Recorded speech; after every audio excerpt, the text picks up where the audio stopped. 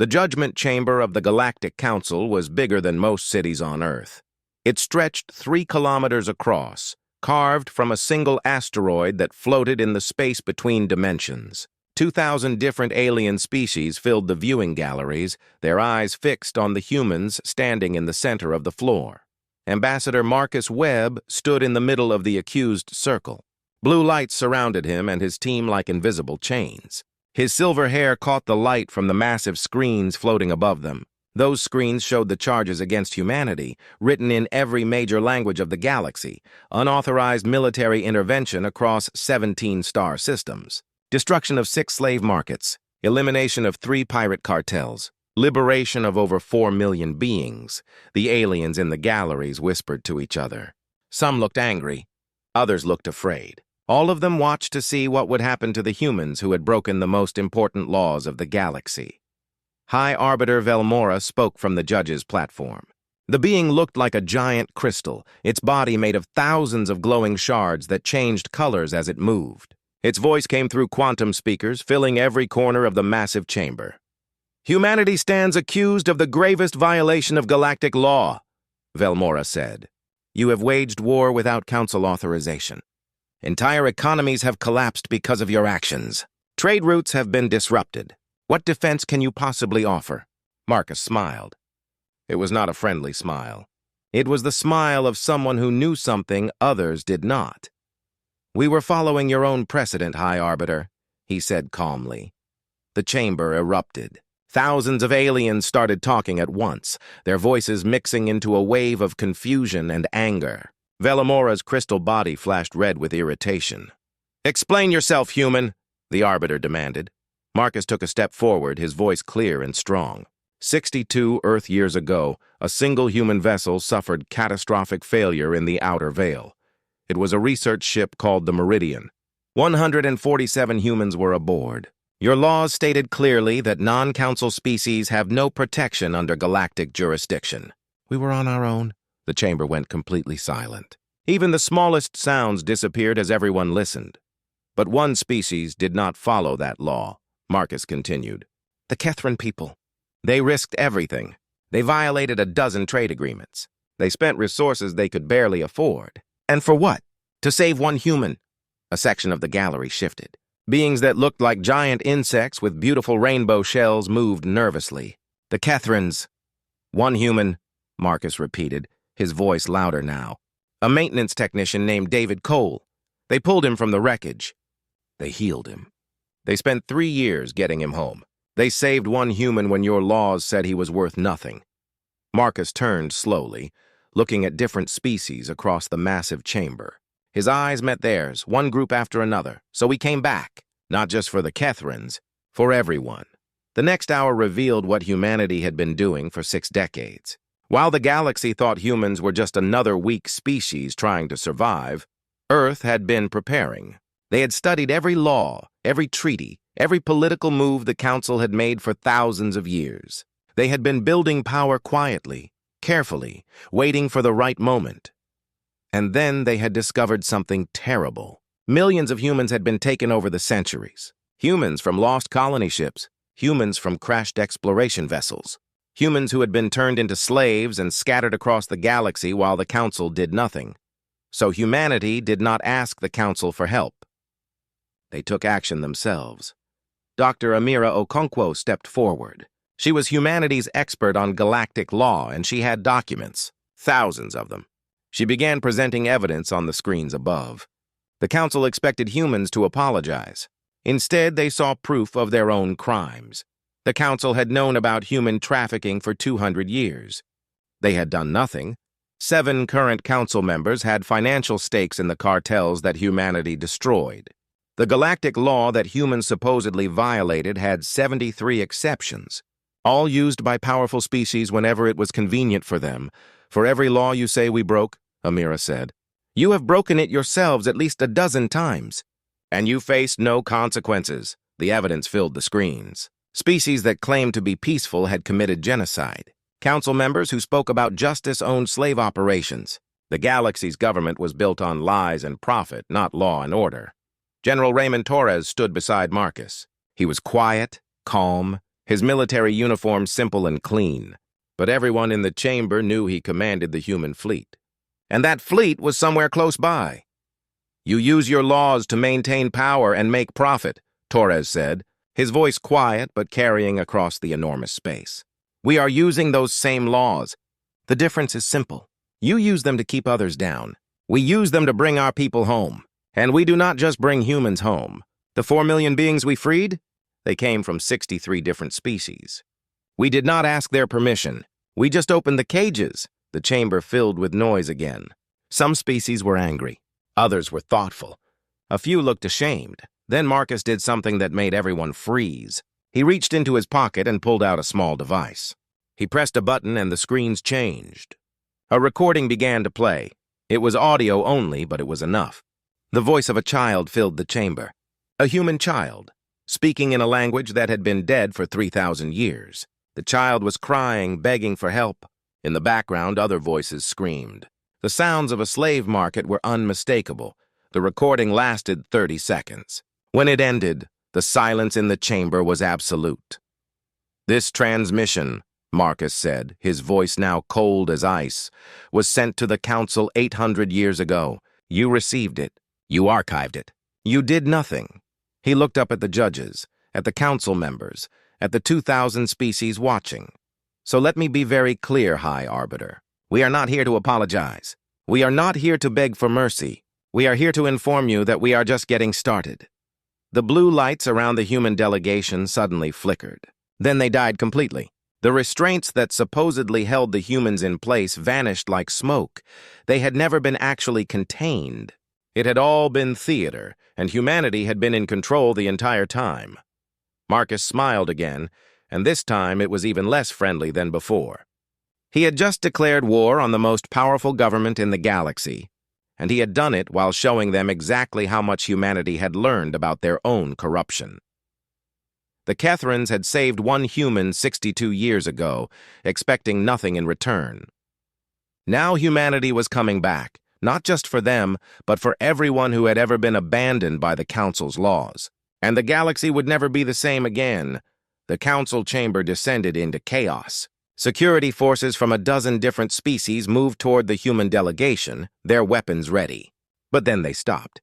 Every screen in the chamber suddenly showed the same thing.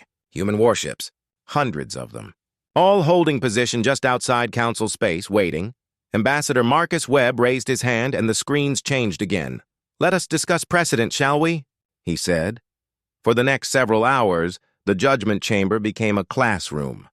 Dr. Amira Okonkwo stepped forward, carrying tablets filled with information. She was humanity's expert on galactic law, and she had spent decades preparing for this moment. "Every law humanity allegedly broke," Amira began, "has been broken by council members. Not once, not twice, dozens of times, and with council approval." She presented case after case. The Vexuri expansion, where an entire species wiped out 2 civilizations that had not yet developed space travel. The Council's response? Economic sanctions that lasted exactly 3 months before being quietly removed. The Moldek trade wars, which involved the enslavement of 60 million beings. The Council declared it an internal matter and did nothing. The Outer Rim purge, genocide of 17 different species. The Council issued a strongly worded statement, and then moved on to other business. For every accusation against humanity, Amira provided 3 examples of Council species doing worse, and facing no consequences. The gallery was silent now. Species that had been shouting for human blood were now quiet, thinking about their own histories. Some looked uncomfortable. Others looked angry, but not at the humans. While Amira spoke, Marcus remembered how this had all begun. 62 years ago, when David Cole was pulled from the wreckage of the Meridian. That moment had changed everything for humanity. The Kethrans had saved David not because they expected anything in return. They did it because it was right. When David finally made it back to Earth, he told everyone what he had learned. The galaxy was far more dangerous than humanity knew, and it was far more corrupt. That was when Earth created the Office of Lost Humans, a secret organization with one goal: find every human scattered across the galaxy. Bring them home. No matter what it cost, humanity took its first careful steps into galactic politics. They watched. They learned. They documented everything. They saw how the council worked. How laws were enforced against the weak but ignored for the powerful. How justice was just a word that meant nothing when money and power were involved. And then they found the first slave market with humans. The debate in Earth's parliament had been fierce. Some said they should work through the council. Others said they should stay quiet and save who they could without making noise. But the final decision was simple and absolute. No human would be left behind. Not one. No matter what it cost. No matter who they had to fight, a council member stood up. Representative Thax of the Hellvorn Collective was massive, covered in thick armor plating, his voice like grinding rocks. He roared at the humans, "You cannot simply rewrite centuries of law because you saved some of your own kind. The council has maintained order for millions of years." General Raymond Torres spoke for the first time since entering the chamber. His voice was quiet, but it carried to every corner of the massive space. "We did not rewrite anything, Representative. We are using your laws exactly as you do, selectively, in our own interest. The difference is simple. You use them to maintain power and profit. We are using them to bring our people home." He paused, letting his words sink in. "And to help every other species suffering under the same systems that enslaved humans. The 4 million beings we freed, 63 different species. We did not ask their permission. We just opened the cages. All of them." Thax sat down slowly. He had no response to that. High Arbiter Velamora watched all of this from the judge's platform. The crystalline being's colors shifted constantly, showing emotions that were hard to read. Finally, Velamora spoke. "Very well. If humanity wishes to use our own laws against us, let us test that claim." Marcus felt a cold weight in his stomach.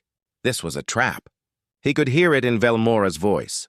"I invoke the trial of intent," Velamora continued. "An ancient proceeding where the accused must prove their actions serve the greater good of the galaxy, not selfish interest. It requires a demonstration." Marcus and Amira exchanged glances. Refusing would undermine everything they had argued, but accepting meant walking into whatever trap Velamora had prepared. "What kind of demonstration?" Marcus asked carefully. Velamora's crystals gleamed with something that looked like satisfaction. "There is a crisis happening right now. The Helion system. 3 billion beings are trapped on a dying world. The Council has deemed rescue economically unfeasible." The chamber went silent again. Everyone knew about Helion. Everyone knew those people were going to die. "If humanity truly acts for all species, not just humans," Velamora said slowly, "then save them. You have 1 standard week." The silence was total. It was impossible. The Helion system was 12 days away at maximum speed. The environment was toxic to most life forms. Any rescue would require resources and technology that humanity had claimed they did not have. It was a perfect trap. Marcus looked at Velamora for a long moment. Then he smiled. It was a genuine smile this time, almost friendly. "Arbiter, you should have done your research better," Marcus said. "We have had ships in orbit around Helion for 3 days already. We knew you would try something like this." Velamora's crystals flashed with shock. All around the chamber, aliens leaned forward, suddenly paying much closer attention. "You were planning to rescue them anyway?" "Someone called from the gallery. We started planning the rescue 4 months ago," Amira answered. "When we learned the Council had voted against helping, we believed then, and we believe now, that no sentient beings should be abandoned just because saving them is expensive or difficult." General Torres pulled out a communication device. "Should I give the order to begin?" Marcus nodded. Torres spoke quietly into the device. The screens in the chamber changed once more. Now they showed the Helion system. The planet was visible, burning beneath a dying sun that was expanding into a red giant. On the surface, 3 billion beings faced extinction, and surrounding the planet were 12 human ships, large ones, ships that looked nothing like the exploration vessels the Council had seen before. A woman's voice filled the chamber, clear and confident with an unusual accent. "This is Captain Rhea Morrison of the United Earth ship Prometheus. We are in position. Let us bring them home." The gallery erupted in noise once again. But this time it was different. This time aliens were talking with surprise, with interest, and some even with something that might have been hope. Humanity had just revealed that they were far more capable than anyone had believed. and they were using that capability not for conquest, but for rescue. The trial had just become very interesting. The council chamber's central display showed the Helion system in real time. The planet looked like it was on fire. The dying sun had expanded, turning the world into a nightmare of heat and radiation. On the surface, 3 billion beings waited to die. The Pimkari were a small species, mammalian and peaceful, who had lost their ability to travel in space after a terrible civil war centuries ago. "Show us," Velmora demanded, the crystalline being's colors flashing with challenge. "Prove your ships are there. Prove you can succeed where the Council has failed." Marcus nodded to General Torres. Torres activated a quantum communication link. The voice of Captain Rhea Morrison filled every corner of the massive chamber. "This is Captain Morrison. We have visual on the Pimkari cities. The planet's temperature is rising fast. We estimate 72 hours before the surface becomes completely uninhabitable." The screens showed images from the planet's surface. Cities built from white stone, beautiful and ancient, now baking under the expanding sun. Pimkari civilians looked up at the sky, watching their doom approach. "Begin evacuation procedures," Marcus ordered. But Captain Morrison's response was not what anyone expected. "Sir, we have a problem. The Pimkari will not evacuate." Silence fell across the council chamber. Marcus closed his eyes briefly, understanding immediately. "Religious beliefs?" "Yes, sir. Their faith forbids abandoning their world. They say it is sacred ground, given to them by their gods. They would rather die than leave." Several council members started talking at once. This proved the rescue was impossible. If the Pimkari would not leave, humanity must fail. The trial would be over, but Dr. Amira Okonkwo stepped forward, her face thoughtful. "We are asking the wrong question. They will not leave their world. So we do not take them off it." The chamber erupted in confusion. What did that mean? It was impossible to save a planet from a dying star. "We are not saving the planet," General Torres explained calmly. "We are taking it with us." For several seconds, nobody spoke. Then everyone spoke at once. "Move a planet?" That was impossible. The energy required would be enormous. The technology did not exist. It could not be done. "Actually, it can," Marcus said quietly. He nodded to Torres, who activated another display. The screens showed technical readouts. Humanity had been developing something called mass displacement technology. It created a temporary bubble of altered physics around a massive object. Inside the bubble, the object could be moved, not teleported, not through wormholes. Just moved like pushing a ball across a floor. "We have tested this on asteroids and small moons," Torres explained. "This would be the first test on a full planet. The plan is to move Helion away from its dying sun and into a stable orbit around the system's outer gas giant. That will require incredible amounts of power," someone in the gallery said. "Yes," Torres agreed. "That is why we brought 12 ships." On the screens, the human fleet began to move. The 12 ships arranged themselves in a precise pattern around the planet. Energy readings started climbing. Several council species leaned forward, recalculating their estimates of human technological capability. "Beginning power link," Captain Morrison reported. "All ships connecting reactors in 3, 2, 1. Link established. The power readings made some council members gasp. Humanity had been hiding exactly how advanced they had become. This was not the technology of a species that had just joined the galactic community. This was something else entirely. "Engaging field generators," Morrison continued. Her voice was steady, professional, but there was tension underneath. This had never been done before. "Field at 10%, 20%, 30%, the planet began to shimmer. A visible distortion surrounded it like heat waves in a desert. The council chamber was completely silent now. Everyone watched, some with hope, others with disbelief, many with fear at what humanity was revealing about themselves. Field at 50%. Detecting minor seismic activity on the surface. Adjusting field harmonics. Field at 70%. The planet shuddered. It was subtle but visible on the sensors. Then it began to move. Slowly at first, then faster. Away from the dying sun. Toward the outer system and safety. But then something went wrong. "Captain, we are detecting massive seismic activity," one of Morrison's crew reported, their voice urgent. "The capital city sits on a major fault line. The stress of the displacement is triggering earthquakes." Magnitude 7 and climbing. The screens showed images from the surface. Buildings were shaking. Pimkari civilians ran through the streets, terrified. If the earthquakes continued, millions would die even if the planet was saved. Captain Morrison made a decision in seconds. All ships maintain field. I am taking Prometheus into the atmosphere. Captain, the Prometheus is not designed for atmospheric entry, her first officer said. A ship that size will tear itself apart. Then we will have to be very careful, Morrison replied.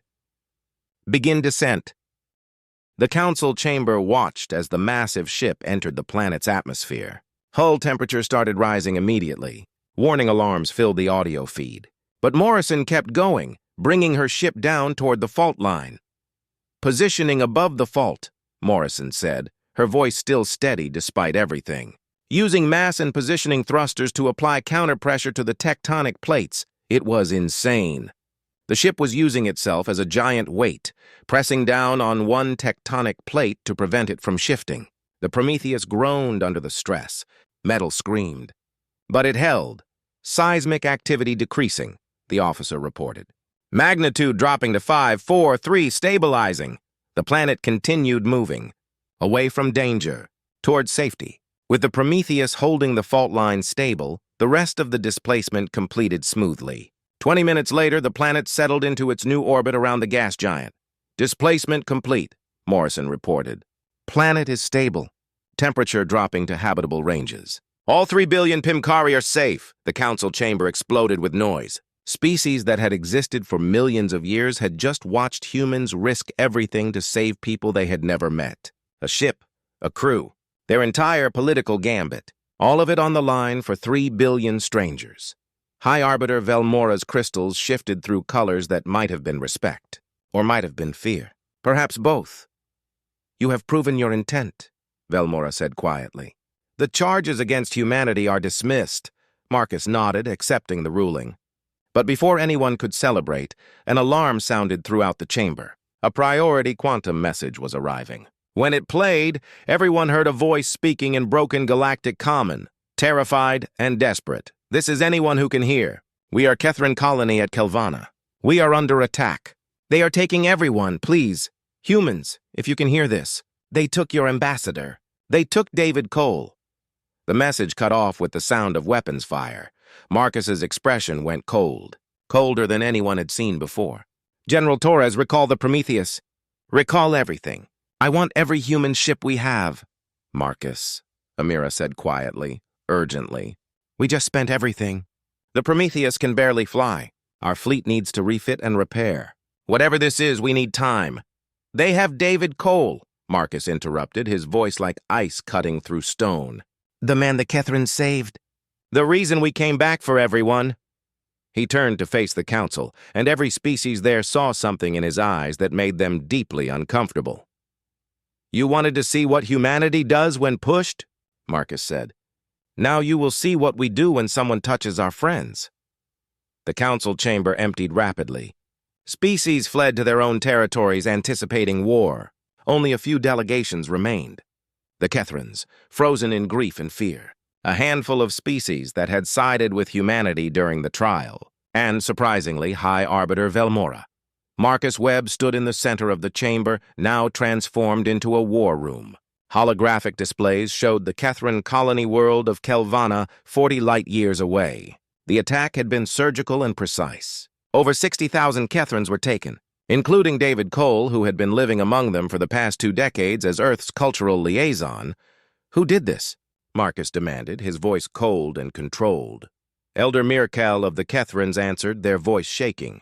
The insectoid being's rainbow shell had dulled with shock. The Syndicate of Free Traders. General Torres swore under his breath. The largest criminal organization in 5 sectors. They operate with protection from at least 30 council species. If we go after them, we go to war with half the galaxy. Then we go to war with half the galaxy, Marcus said simply. Amira, what is our legal standing? Dr. Amira Okonkwo worked through the scenarios quickly, her mind racing through decades of galactic law. We have none. The Kethrins are not council members.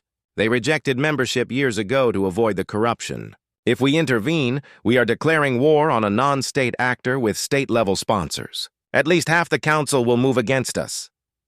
Then half the council becomes our enemy, Marcus said. We do not abandon our friends. Not for politics, not for law, not for anything. He turned to High Arbiter Velmora. Why are you still here?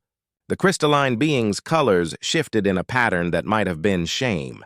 Because I was wrong. Not just about the judgment today, but about everything. I reviewed the archives after you presented your evidence. The transmission from 800 years ago, the human child begging for help. I was on the council then. I heard it. And I voted to ignore it because following up would have cost resources and complicated trade agreements. Velmora's crystals dimmed. I told myself it was pragmatism. It was cowardice. I have watched the council become everything it was created to prevent. And I watched your species in 60 years demonstrate more principle than we have shown in 60 million years. Pretty words, General Torres said coldly. But we do not have time for apologies. David Cole is out there. 60,000 Kethrans are out there. Every second we waste talking, they suffer. I know, Velmora said, which is why I am offering help. I know where the Syndicate is taking their captives. I know their defenses. I have access to council intelligence that you do not. Let me help repay my debt, not just to you, but to every being the council has failed. Marcus studied the Arbiter for a long moment. Then he nodded. Show us. For the next several hours, they planned. Velmora provided intelligence on the Syndicate's main base, a massive station called the Nexus of Free Trade, located in neutral space. It was protected by mercenary fleets from a dozen species. Economic treaties made it technically untouchable. Attacking it would violate hundreds of agreements. While they worked, Marcus learned more about David Cole through the Kethran reports. After the Kethrans saved him 62 years ago, David had not just returned to Earth. He spent years recovering, learning about the galaxy, understanding what had happened to him. When he finally went home, he reported everything to the Office of Lost Humans. Then he did something that surprised everyone. He volunteered to go back, to live with the Kethrans, to understand them, to formalize the friendship between humanity and the first species that had shown humans true kindness. For 20 years, David had been humanity's bridge to the Kethrans. He had learned their language, their customs, their hopes and fears. He had become family to them. Now he was gone, along with 60,000 beings who had once risked everything to save a single human. The planning revealed both humanity's capabilities and their limitations. The Prometheus was barely functional after the Helion rescue. Other ships needed repairs. The fleet was scattered across multiple systems. Against the Nexus's defenses, they were outmatched. But humanity had been preparing for moments like this.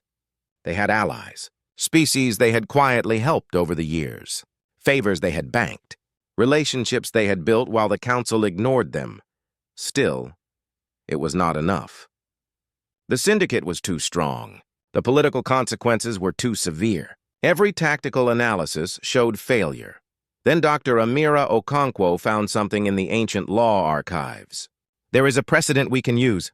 The right of recovery, an ancient law that predates the current council by millions of years. It states that any species has the right to recover their own from those who have taken them illegally, regardless of political boundaries or treaties. Why has this not been used? Marcus asked. Because it requires a geas, a binding oath enforced by quantum entanglement at the genetic level. The species making the claim must accept it formally. If they abuse the right of recovery, if they take even one being who is not rightfully theirs, their entire species suffers neural degradation and eventual death. The room went completely silent. It was a death sentence if they made a single mistake. The Syndicate will have mixed populations at the Nexus, General Torres pointed out. Thousands of species. Millions of beings.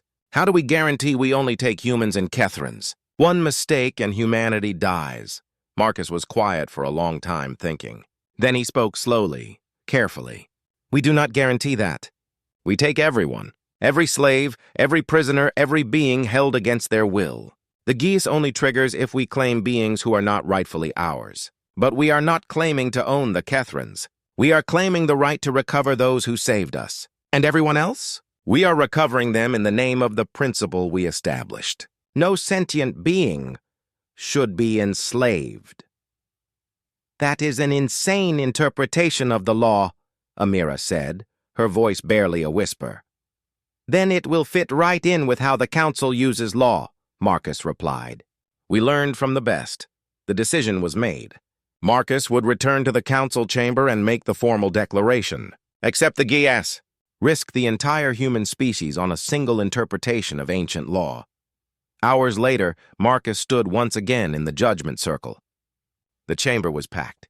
Word had spread about what humanity intended to do. Species that profited from the syndicate sent their largest delegations, ready to argue against the humans. Others quietly sent messages of support.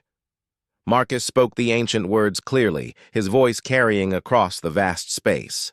He accepted the GS. His genetic code became entangled with quantum markers throughout the galaxy. If humanity broke the oath, if they took even one being that was not rightfully theirs, every human everywhere would suffer and die within a generation.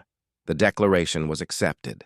Humanity now had legal authority to attack the Nexus, but as Marcus finished, a new figure entered the chamber. A massive being wrapped in combat armor, representing the Vexuri Dominion, one of the most powerful military species in the galaxy, and the Syndicate's primary protector. Your declaration is noted, human, the Vexuri warrior spoke, voice like grinding stone. But the Nexus operates under our protection.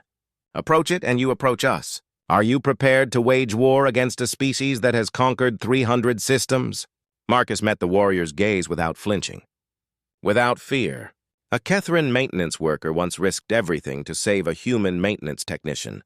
Now we risk everything to save them. So yes, Ambassador, if you stand between us and our friends, we are prepared to go through you. The Vexuri's expression might have been surprise, or it might have been the anticipation of battle. Then the galaxy will witness what happens when humans face true warriors. Come to the Nexus, we will be waiting. The gauntlet had been thrown. War was coming, and humanity had just bet their entire species on the outcome. Space around the Nexus of free trade filled with warships. The Vexuri Dominion had assembled a fleet of 300 vessels, representing the largest concentration of military power in a single location in 5,000 years. Against them, 42 human ships looked hopelessly outmatched. On the bridge of the United Earth ship Defiance, Marcus Webb watched the enemy fleet with General Torres beside him. Captain Morrison and the barely repaired Prometheus were there too, held together with emergency repairs and determination. The Vexuri commander opened a communication channel. Humans, you have 30 seconds to withdraw before we open fire. There is no shame in recognizing superior force. Marcus's response was calm and clear. We did not come here to fight you, Commander. We came here to free the people you are protecting the enslavement of. Stand aside. 15 seconds. Marcus smiled slightly. Then I guess you should probably look behind you. The Vexuri commander turned their sensors backward. What they saw made the massive warrior freeze. Quantum tunnels were opening in space. Through them poured ships, thousands of them. Every species humanity had helped over the past 60 years. Every people they had freed. Every civilization that remembered what humans did when they did not have to do anything at all.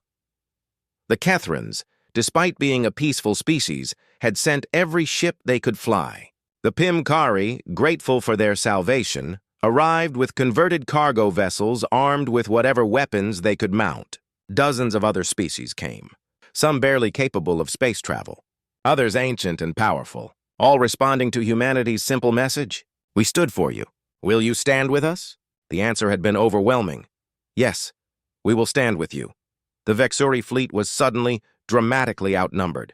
But more importantly, they faced species they traded with, species they had treaties with, species they could not simply attack without unraveling. Their entire network of alliances and destroying their economy. The Vexuri commander made a calculation that military commanders have made throughout history when faced with changing odds. Honor was important, but survival was more important.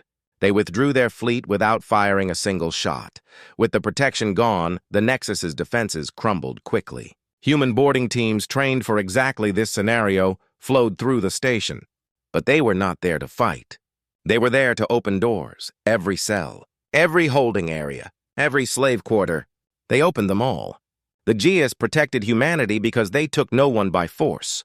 They simply announced the same message everywhere. We are leaving. Anyone who wants to come with us can. Anyone who wants to stay can. But slavery ends here today. The exodus was massive. Over 4 million beings flooded onto the rescue ships. Not just humans and Kethrans, but hundreds of species. The syndicate's entire operation collapsed in hours. Years of criminal enterprise destroyed in a single day. The most important moment came when a human team reached the high-security detention level. They found David Cole there, 62 Earth years after he was pulled from the wreckage of the Meridian. He was in his 80s now, his hair completely white, his face lined with age. But his eyes were still sharp. Still strong, Captain Morrison herself led his rescue. "Mr. Cole, we are here to bring you home." David looked at the humans around him, at the Kethrans being freed alongside him, at Elder Mirakal who had been captured with him. He smiled, and it was a smile of pure joy. "I am home, Captain. I have been home for 60 years. The Kethrans taught me that home is not a place. It is the people who will not give up on you." Morrison smiled back. "Then let us make sure everyone gets home safe." The fleet returned to Council space with millions of freed beings. The political ramifications shook the galaxy to its foundations. 17 Council members resigned in disgrace when their connections to the Syndicate were revealed.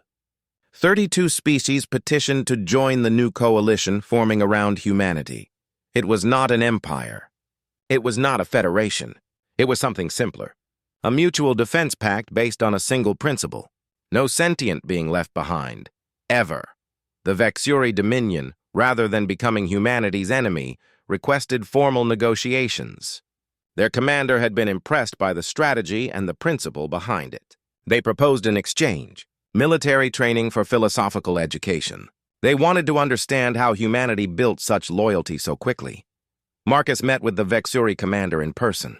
The massive warrior looked at the small human with what might have been respect. "You could have destroyed the Nexus," the commander said. "Killed everyone there, taken revenge for the attack on your friends. But you opened doors instead. Why?" "Because revenge does not build a better galaxy," Marcus answered. "Justice does. We did not come to punish. We came to free.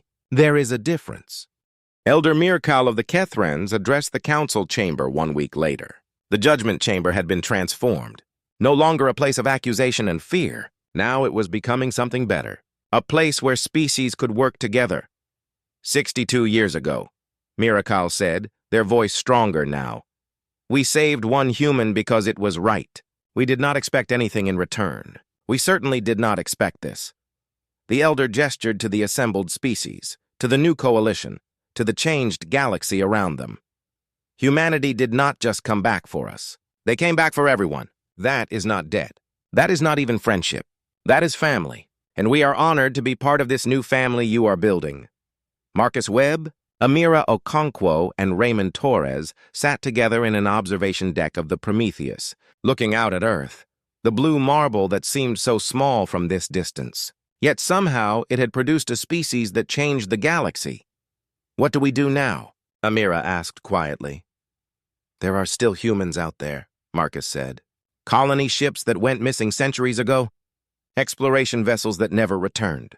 People who have been lost so long they might not even remember they are human. So we keep looking," Torres concluded. "Forever if we have to," Marcus agreed. "Because that is the lesson David Cole taught us when the Kethrans saved him. The most important thing in the universe is not power or profit or even survival. It is the choice to help someone when you do not have to, when it costs you, when no one would blame you for looking away." He turned to his team, to his friends. "We looked away for 800 years when that child called for help, and we were not there yet. We will never look away again." Below them, Earth turned in the light of its sun. And across the galaxy, millions of beings slept safely, because humans decided that one life was worth everything. That friendship was more valuable than power. That doing the right thing mattered more than doing the easy thing.